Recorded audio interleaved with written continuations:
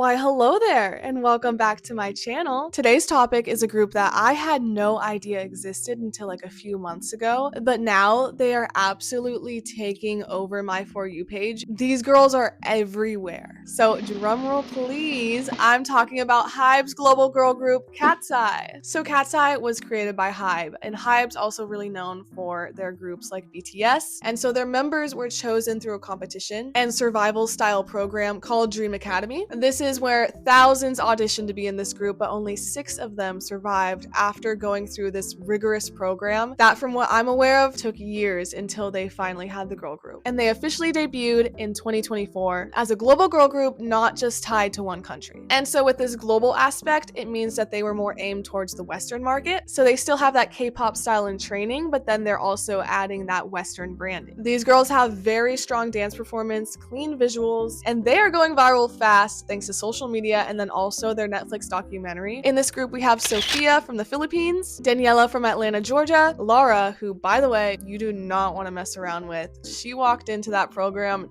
knowing she was making it. Anyway, she's from LA. Then we have Megan from Hawaii, Manal from Switzerland, and Yoonchae from South Korea. Now, lately, people are comparing Katseye to traditional K-pop groups, but actually that is not accurate. Katseye was built as a global pop group, not tied to South Korea or the usual K-pop system. They have members from different countries, sing in mostly English, and are designed to appeal to Western audiences first. So while they're trained like K-pop idols and have amazing performance skills, it doesn't really make sense to compare them to groups like Blackpink or New Jeans. Honestly, I would say they're in a whole separate category from K-pop, and that's also why they're gaining popularity so quickly. But there's some controversy with this group, especially with their new songs. People are saying that they're just making TikTok music rather than having star quality of other girl groups, but then they're also on the chart and they're doing really good as a group. They have a lot of sponsors, a lot of brand deals. I feel like Katseye, along with Zara Larsson, they're like the two that are taking over the internet. There's 2 specific songs gaining a lot of hate right now. That would be Gnarly and Internet Girl. I'm gonna be honest with you. These are songs that when you first listen to them, you're like, okay, what is this? Why are we singing about boba tea, fried chicken, Teslas? What's the point of it? It's weird. This is a bad song. But then you listen to it more and you're like, oh, it's the shit.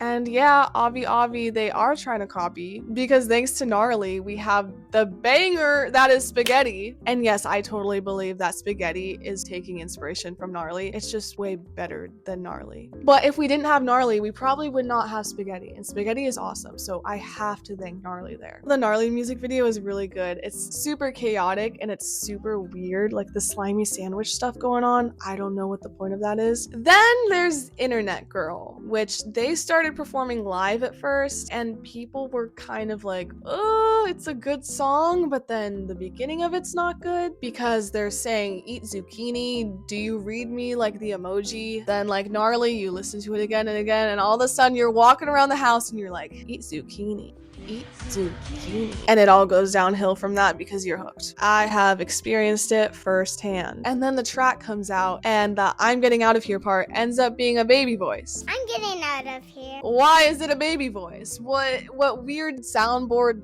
messing around is this? It's catchy and the dance is really fun, which is also why people are calling it TikTok music, because it's anything but serious and that's what TikTok likes, and it's fun to dance to. And I also think that that's what the Katseye team is going for. It's something more Western that's going to have them stand out and then they get popularity. So from a strategy standpoint, what Katseye is doing actually makes a lot of sense. Music right now is driven by short form content, so if a song is catchy in the first 10 seconds, has easy lyrics, and comes with choreography that people can copy, it is way more likely to go viral. Gnarly and Internet Girl are basically built for that. We have the styling and the choreography that is so cool and so different and really makes them stand out as a group. The downside is that this kind of strategy can make it harder for a group to be taken seriously long term, and when the music leans in too much to trends, some people feel like it's lacking that emotional aspect or the artistic identity. And we're already seeing this happen because they're starting to lose respect when it comes to being musically valued. I think honestly it's time for everybody to admit that Katseye has dog shit music, and they are constantly saved by whoever their choreographer is.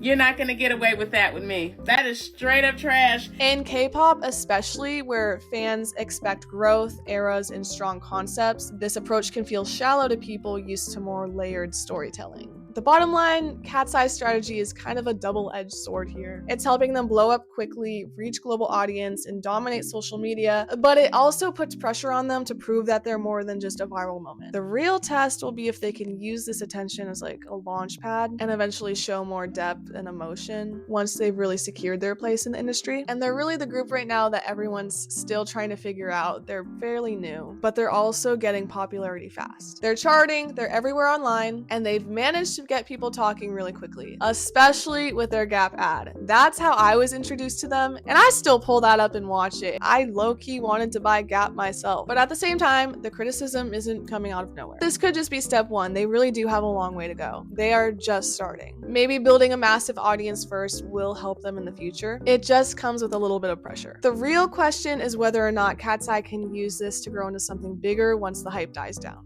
I don't really know. I guess only the future can tell. But yeah, that's all I really have to say for today's rant. Thanks for sticking around, letting me yap. It's always a fun time. I enjoy being here. I'll see you next time, or maybe I won't, which would be really sad and kind of a bummer, but it's okay. I get it. You have other places to be. But with that said, I'm going to end the video here. Thank you for watching. Bye.